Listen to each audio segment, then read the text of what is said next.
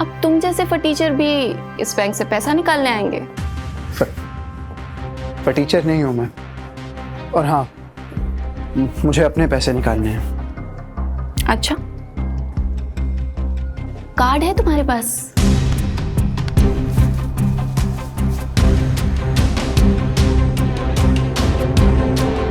नहीं। लकी एकदम फटेहाल था। कॉलेज की पढ़ाई के दौरान वो एक केमिस्ट की दुकान पर 8,000 रुपए की नौकरी कर रहा था और वो जिस बैंक से पैसे निकालने आया था वहाँ सिर्फ करोड़पतियों के अकाउंट ही होते थे। यहाँ जनधन खाता नहीं खुलता, समझे? चलो निकलो यहाँ से।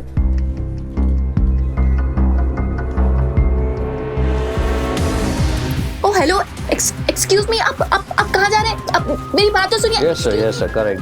Later on the screen everything. Lucky दौड़कर मैनेजर की केबिन में घुस गया और दरवाजा अंदर से बंद कर लिया। यहाँ यास्मीन परेशान हो गई। उसे लग रहा था कि आज इस फटीचर की वजह से उसकी नौकरी गई। Excuse me, कौन हो तुम? अंदर कैसे आए? Security. चिल्लाने से कोई फायदा नहीं होगा, मैंने दरवाजा लॉक कर दिया है। हाँ, आप प्लीज फिंगरप्रिंट वाली मशीन दीजिए प्लीज। मैनेजर लकी की बात सुनकर चौंक गया क्योंकि इस बैंक के सिर्फ चुनिंदा ग्राहक ही फिंगरप्रिंट से पैसे निकालने के बारे में जानते थे।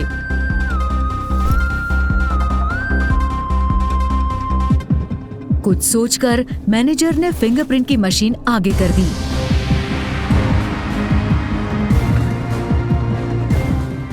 इसके साथ ही मशीन पर रेड लाइट जलने लगी और एक्सेस डिनाय हो गया। इतना आसान नहीं है मिस्टर फर्जी, अभी पुलिस बुलाता हूँ मैं। एक मिनट बस। लकी मैनेजर की टाई से हाथ पोंछकर दोबारा फिंगरप्रिंट देता है।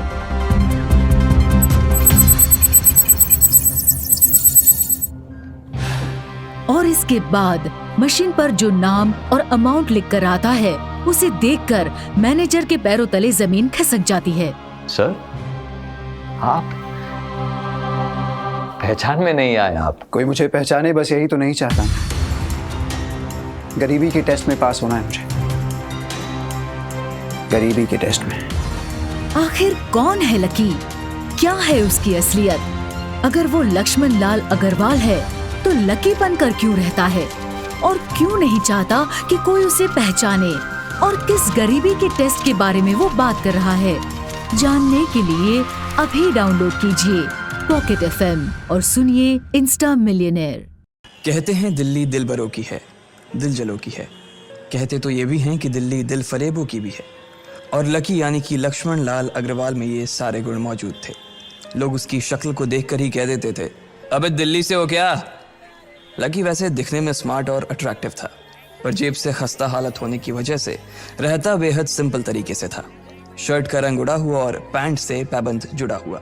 कहने को तो उसकी उम्र के लड़के दिल्ली की सड़कों पर रात को मोटर बाइक दौड़ाते थे, लेकिन लकी उर्फ लक्ष्मण लाल अग्रवाल सिर्फ कमरे से कॉलेज में पढ़ाई और गर्लफ्रेंड डिम्पल के साथ थोड़ा वक्त बिताना, फिर कॉलेज से दुकान, दुकान से जब होम डिलीवरी आए तो वहाँ, और फिर घर चला जाता था। हाँ, कभी कभी जब वो किसी लड़के को खाली सड़क पर मोटर बाइक दंदनाते हुए देखता तो कहता, एक दिन अपना टाइम भी आएगा जब मैं चश्मा लगा कर बैठूंगा और पीछे डिम्पल को बैठाऊंगा। देखना, जब वो मेरी कमर में अपना हाथ कसेगी और मैं तेजी से मोटरसाइकिल को इंडिया गेट के आसपास दौड़ाऊंगा तो सारे दिल्ली का दिल हम दोनों को देखकर जलेगा। दुकान में रखा हुआ बर्नॉल भी काम नहीं आएगा, लकी ने कहा और अपने हाथ में बर्नॉल की क्रीम को दबा दिया। जैसे ही उसने क्रीम को दबाया, उसका क्रीम बाहर आ गई। अबे गधे, क्या कर रहा है? वो कोई स्पंज की गेंद है क्या जो उसे दबा रहा है?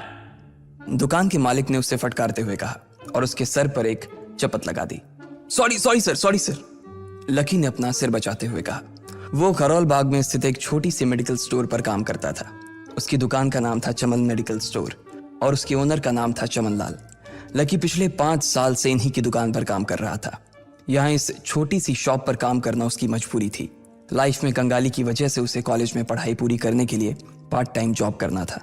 उसने कई अच्छी जगह अच्छी तनख्वाह की नौकरी ढूंढी पर नहीं मिली और वो इस मेडिकल स्टोर पर ही अटक गया।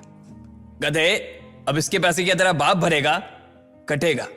इसका पैसा भी तेरी तनख्वाह से कटेगा और MRP से डबल रेट में कटेगा। चमन ने अपने दांतों को किचमिचाते हुए कहा। गुस्से की वजह से उसकी नाक फूल गई थी और लकी की सांसें। उसने घबराते हुए ओनर से पूछा, एमआरपी से डबल क्यों सर जी? ताकि अगली बार से ऐसी कोई हरकत करने से पहले तू डबल बार सोचे। चमन ने कहा और उसके हाथ से ट्यूब छीन ली। उसका जी तो चाह रहा था कि वो लकी की खोपड़ी पर एक और बार अपना हाथ साफ कर ले, लेकिन उससे पहले ही दुकान का फोन बजने लगा। फोन की घंटी बजते ही लकी को वहां से निकलने का मौका मिल गया और वो भागते हुए फोन उठाने के लिए चला गया। हेलो जी, करोल बाग के बेस्ट मेडिकल चमन मेडिकल स्टोर से बोल रहा हूँ, बताइए क्या काम था? ये लकी की पेटेंट लाइन थी। चाहे कहीं से भी फोन आए, लेकिन उसे फोन पर बस यही बोलना था। जैसे ही इधर लकी ने अपनी बात कही, उधर से जवाब आया, मैं ब्लूमिंग नाइट होटल के कमरा नंबर 303 से बात कर रहा हूँ। एक छोटा सा ऑर्डर है, नोट करो और जल्दी से होटल पर डिलीवर करवा दो। वो एक लड़के की आवाज थी। उसकी आवाज में काफी भारीपन और एक अजीब सी जल्दबाजी थी। जैसे ही लकी ने वो आवाज सुनी, पता नहीं क्यों उसे वो आवाज जानी पहचानी सी लगी। जी सर, बताइए आपका क्या ऑर्डर है? हाँ तो लिखो, हार्ट प्ले के 2 पैकेट और 1 पैकेट टिश्यू। लकी जो कि अपना पेन लेकर खड़ा था, हार्ट प्ले का नाम सुनते ही झिझक गया। असल में हार्ट प्ले नाम का एक कंडो माता था और इसलिए उसका नाम सुनते ही लकी शर्मा गया था। इतने साल से भी मेडिकल की स्टोर पर काम करने के बाद उसे इन चीजों का नाम सुनने में शर्म आती थी। हेलो भाई, लिखा कि नहीं लिखा? उस आदमी ने फिर से लकी से पूछा। जी सर, लिख लिया सर, लिख लिया। लकी ने खिसिया कर हंसते हुए कहा। लिख लिया तो फिर लेकर निकल, उस लड़के ने कहा। उसकी आवाज सुनकर ना जाने ऐसा क्यों लग रहा था कि वो बहुत बड़ा आदमी था।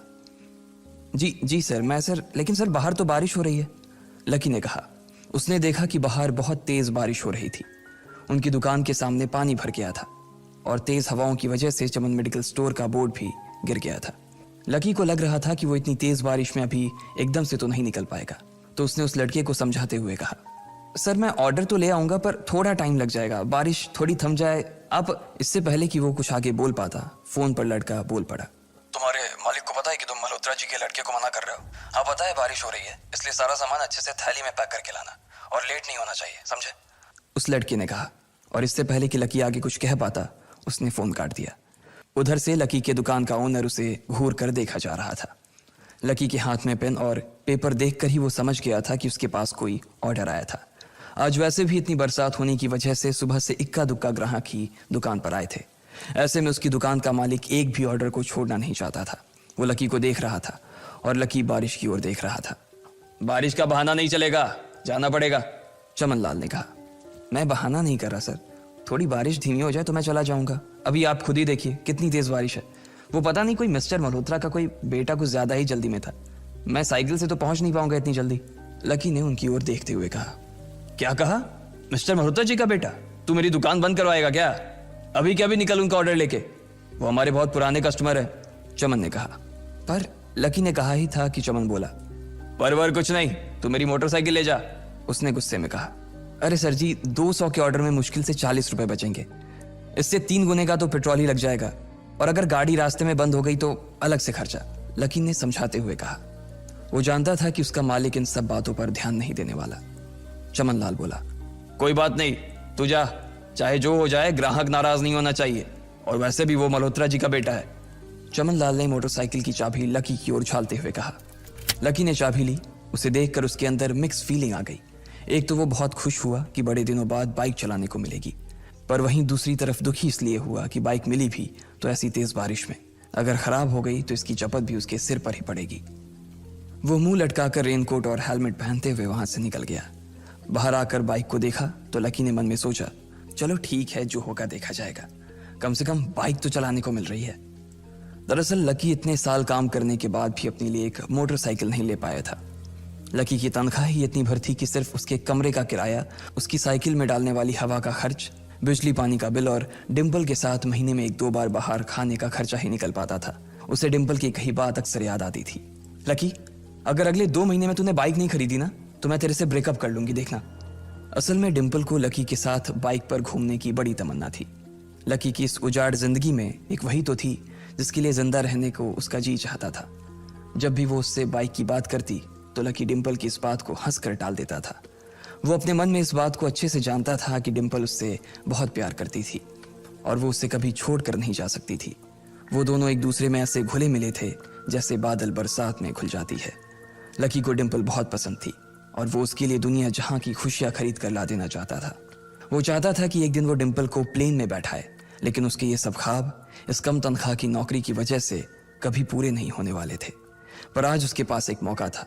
वो डिम्पल को अपने साथ इस बारिश में राजपथ घुमाना चाहता था। वो उसे दिल्ली दिखाना चाहता था।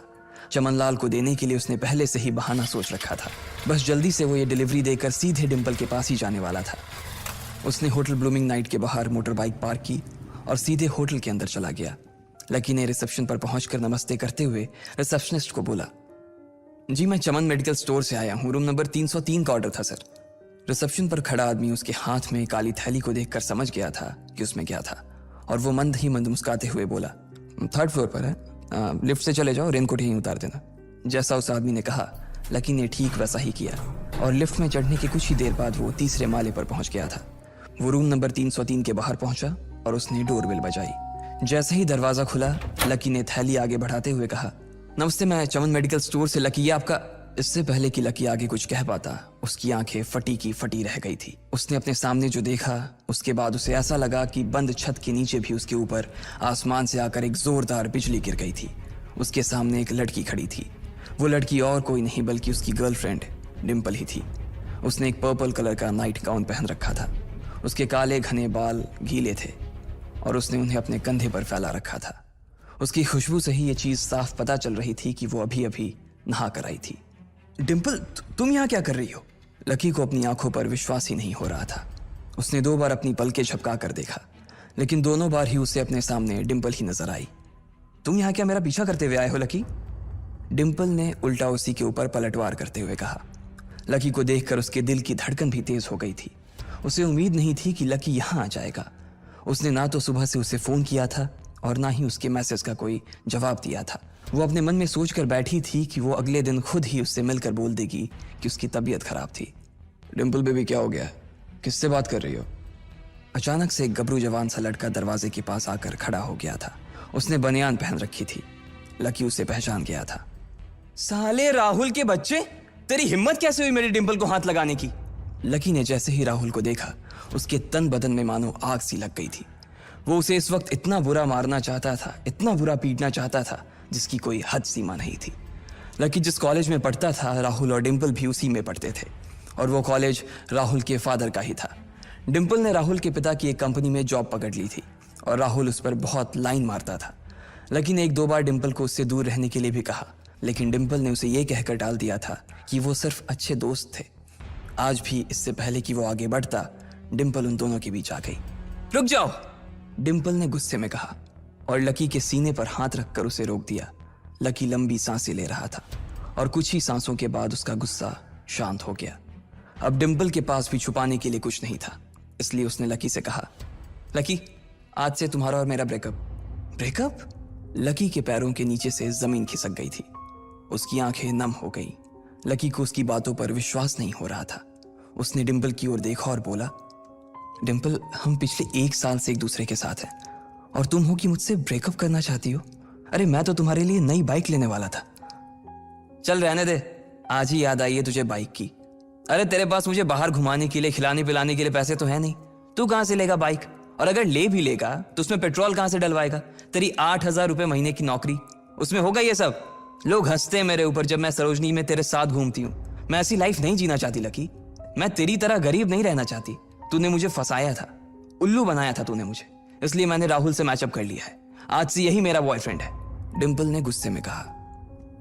अच्छा, तो बेबी ये है तुम्हारा वो बेकार सा एक्स बॉयफ्रेंड? राहुल ने पूछा और डिम्पल के बगल में आकर खड़ा हो गया। फिर उसने लकी के हाथ से थैली उठाई और उसमें से हार्ड प्ले का पैकेट निकालकर उसे चिढ़ाने के लिए उसे हवा में लहराने लगा। बाप रे, इससे बदकिस्मत इंसान इस दुनिया में और कौन होगा? राहुल ने उसकी टांग खींचते हुए कहा। लकी के पास उसकी बात का कोई जवाब नहीं था। उसने गुस्से से डिम्पल की ओर देखा और अपनी हाथों की मुट्ठी भींच ली। फिर वो वहां से निकल गया। अबे पैसे तो ले जा, सब कुछ फ्री में देता जाएगा क्या? राहुल ने जोर से ठहाके लगाते हुए कहा, लेकिन लकी बिना उसकी बात सुनते ही निकल गया। उसके दिमाग में डिम्पल के कहे शब्द गूंज रहे थे। उसने कभी सपने में नहीं सोचा था कि डिम्पल उसके साथ कुछ ऐसा भी कर सकती थी। जिस इंसान के लिए वो इतना कुछ करना चाह रहा था उसे उसकी कोई कदर ही नहीं थी। लकी इतना हताश हो गया था कि बुरी तरह से रोने लगा। इस बार वो लिफ्ट से नहीं बल्कि सीढ़ियों से नीचे उतरा और एक ही एक सीढ़ी उतरने के साथ उसके आंसू आंखों से छलकते जा रहे थे। जब उसकी आवाज सुनकर कुछ लोग अपने कमरे से बाहर आए तो लकी ने तुरंत अपने आंसू पोंछे और तेजी से वहां से भाग गया। उसे जिंदगी में पहली बार प्यार हुआ था और पैसों की कमी की वजह से ना सिर्फ उसका प्यार बल्कि उसकी पूरी जिंदगी बर्बाद हो गई थी। लकी जैसे ही बाहर आया तो उसने देखा कि बाहर अंधेरा हो गया था। आसमान में तेज बिजली कड़की और बारिश जो थमी थी एकाएक फिर से झमाझम बरसने लगी। ये देख लकी के थमे हुए आंसू एक बार फिर से छलक गए। उसका दिल बुरी तरह से टूट चुका था, लेकिन उसे इस बात की खुशी भी हो रही थी। आखिर आज उसे डिंपल का असली चेहरा नजर आ गया था। वो तो उसके साथ घर बसाने की सोच रहा था, लेकिन अच्छा हुआ कि उसने पहले ही उसका घर बर्बाद होने से बचा लिया। लकी को दुख तो बहुत हो रहा था, पर उसे यह भी लग रहा था कि उसे आगे चलकर यही दुख उसे खुशी देने वाला था। लेकिन एक चीज थी जो लकी को परेशान कर रही थी, वो थी उसकी माली हालत। उसकी जेब इतनी तंग थी कि उसे फटी हुई जेब की पैंट पहनकर घूमना पड़ता था। कभी कभी तो लकी सिर्फ रोटी खाकर दिन काट लेता था। वो कब से कोशिश कर रहा था कि कोई अच्छा काम पकड़ सके, लेकिन उसे कोई काम देने को राजी नहीं था। उसने टूटे हुए दिल को दिलासा देते हुए मन में सोचा कि डिंपल पर खर्च होने वाले पैसे बच जाने से शायद उसके हालत सुधर जाएंगे, पर फिर भी वो रातों रात रईस नहीं हो जाने वाला था। उसने ऊपर आसमान की ओर देखा और जोर से चिल्लाया, अगर इतना ही अनलकी बनाना था तो फिर नाम लकी क्यों रखा भगवान? वो जितनी जोर से चिल्ला सकता था उतनी जोर से चिल्लाया। उसकी आवाज से आसपास खड़े लोग एक बार तो डर गए थे। लकी ऊपर ही देख रहा था और उसके आंसू बारिश के पानी के साथ मिल गए थे। जैसे ही वो फूट कर रोने को था, तभी उसके फोन पर एक मैसेज आया। जैसे ही लकी ने अपना फोन निकालकर उस मैसेज को पढ़ना शुरू किया, उसकी तो आंखें ही चमक गई। अचानक उसके आंसू हंसी में बदल गए और वो जोर जोर से वहीं सड़क पर नाचने लगा। उस मैसेज में लिखा था, परिवार की रिसर्च और परिवार के निर्णय के हिसाब से अग्रवाल परिवार का वारिस लक्ष्मण लाल अग्रवाल उर्फ लकी ने गरीबी अभ्यास की परीक्षा को पास कर लिया है और आज से ही वो उस जमीन और उस जायदाद का मालिक हो जाएगा जो परिवार ने उसके नाम कर रखी थी। आखिर क्या करेगी डिंपल जब जानेगी वो लकी का पूरा सच? जानने के लिए देखते रहें Insta millionaire only on pocket FM। Download now.